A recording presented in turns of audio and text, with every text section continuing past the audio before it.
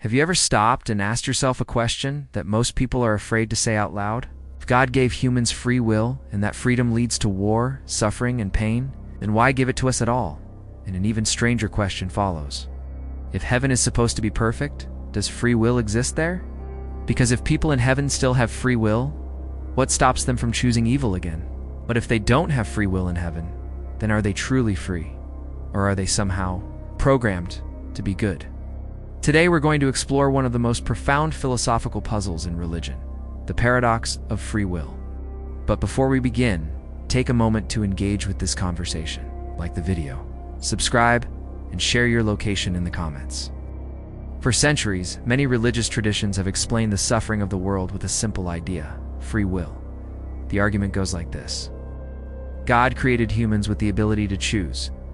We can choose kindness or cruelty, compassion or violence. And because we can choose evil, suffering exists. According to this view, God did not create evil itself.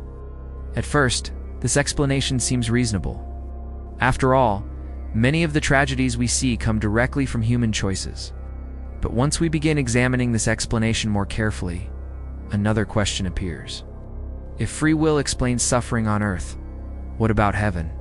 Most descriptions of heaven portray it as a place without suffering. No hatred, no violence, only peace. Do people in heaven still have the freedom to choose evil? If yes, then heaven would eventually face the same problems. But if the answer is no, then something has changed. Their freedom has been limited. Some suggest that in heaven people still have the ability to choose, but they no longer desire evil. Their character has become perfectly aligned with goodness. But why not do that from the very beginning on earth?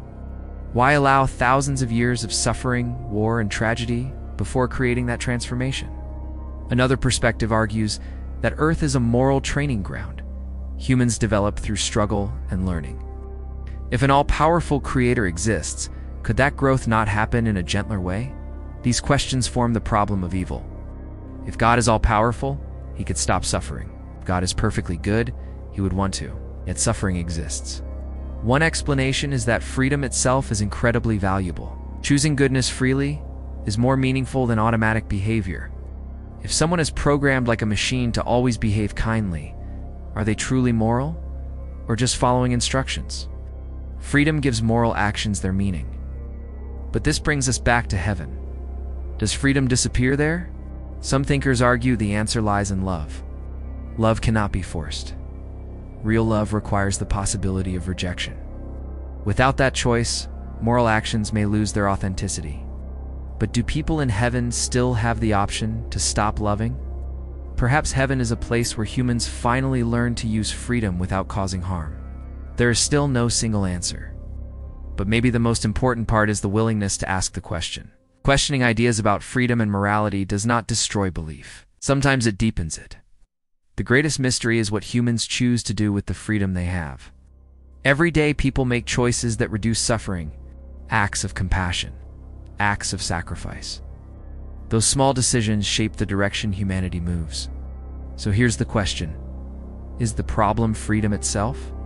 Or is the real challenge how humanity chooses to use it? Share your thoughts in the comments. Do you think free will can exist in heaven? Your answer reveals what it means to be human.